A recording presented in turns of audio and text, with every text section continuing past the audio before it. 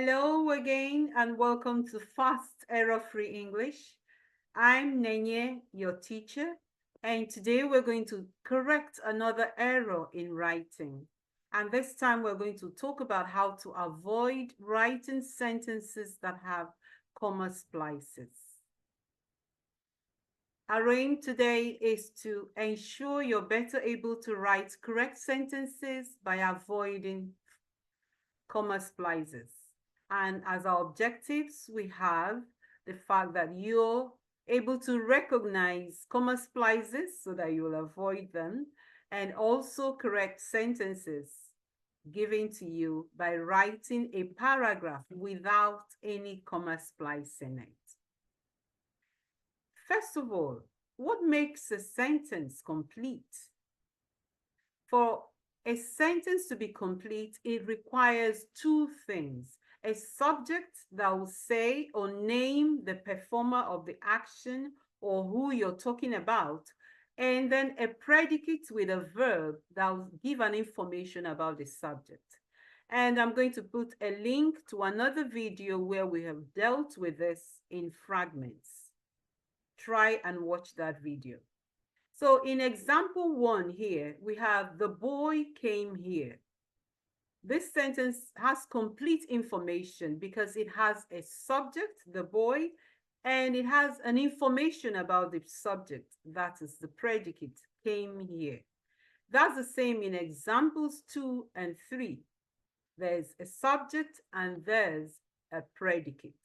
So the sentences are said to be supposed to be independent and complete. Now let's try and join two independent and complete sentences. Anne bought pasta.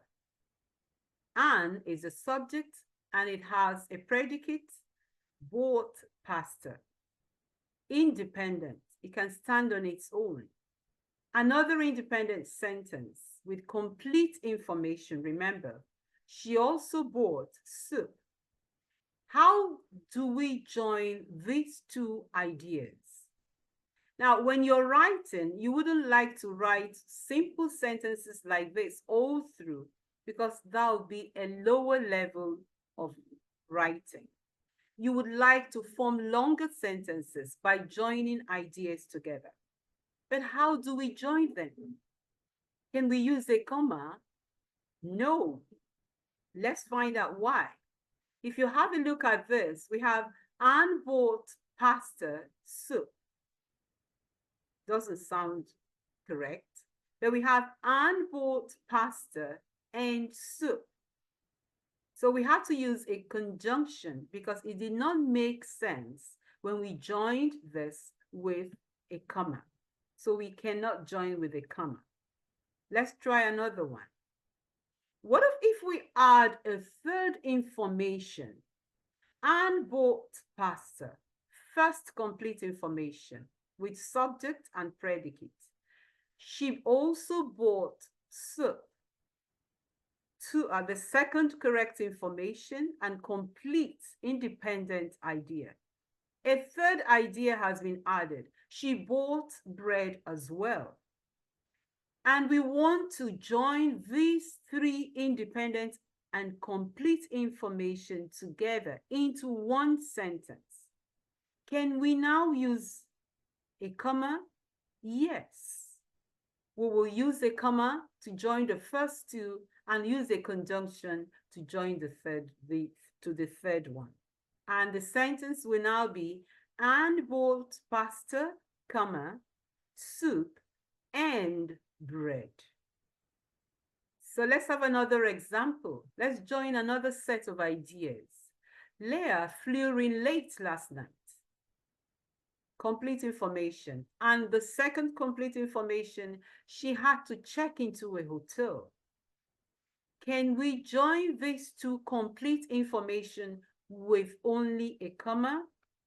Remember, no, because it's not going to sound nice to say Leah flew in late last night, comma, she had to find a hotel. That's the comma splice.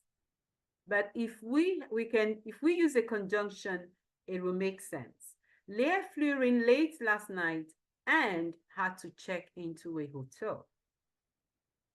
What if we add another information, like the third information as we did last time? Can we use a comma now? Yes. We will use a comma to join the first two and then add a conjunction to bring in the third one. So we have Leah flew in late last night, comma, had to check into a hotel, but was able to meet the ceremony this morning. That's the comma here, or the first two, and the third one, there's a conjunction, but. So what actually is this comma splice error?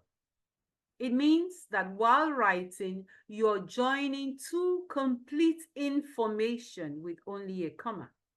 And as we've seen, an information is complete if it has its own subject and its own predicate, the information about the subject. And as we've also seen, we cannot join two complete information, which are also called independent clauses. We cannot join them with only a comma. A comma is not enough. So when we're writing, we need a conjunction. But are there ways to join two independent information? Of course, not a comma, but there are other ways. We've already seen that we can use a conjunction to join them, like in the examples given before. But there's a second way. Let's try. Anne bought pasta. She also bought soup. How do we join them? We already know we can use a conjunction and. Anne bought pasta and soup. But the second way is that we can write a semicolon in between the complete ideas. Not a comma, but a semicolon if there are two independent ideas. So the sentence we now read, Anne bought pasta, semicolon. She also bought soup. So another example of the second option. Leah flew in late last night. She had to check into a hotel.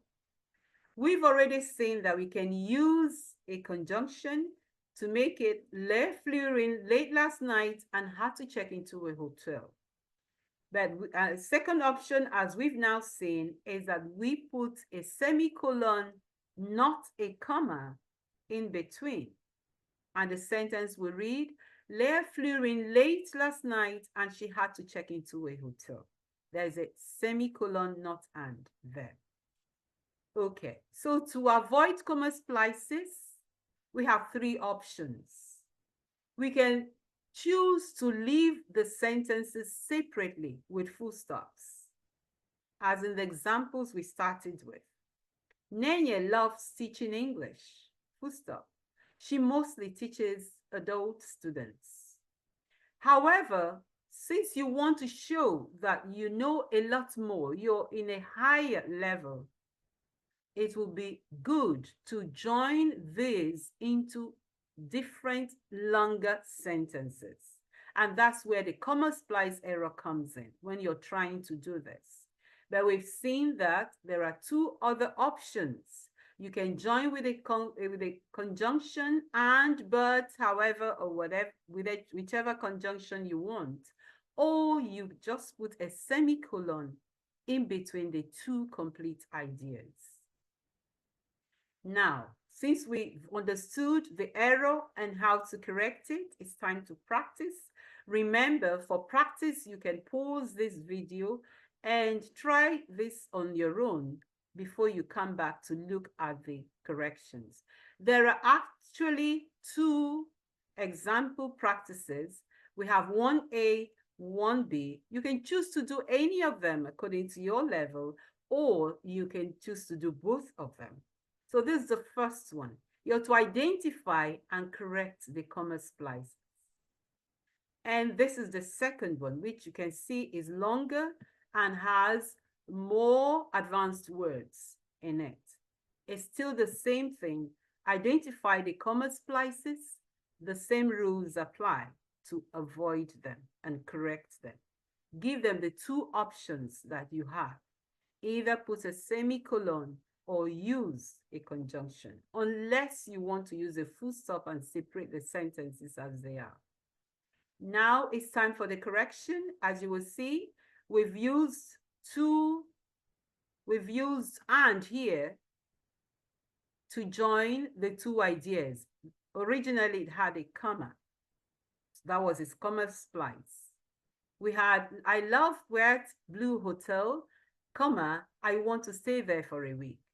Two independent sentences, wrong, because there's a comma in between, not a semicolon, so it's a comma splice.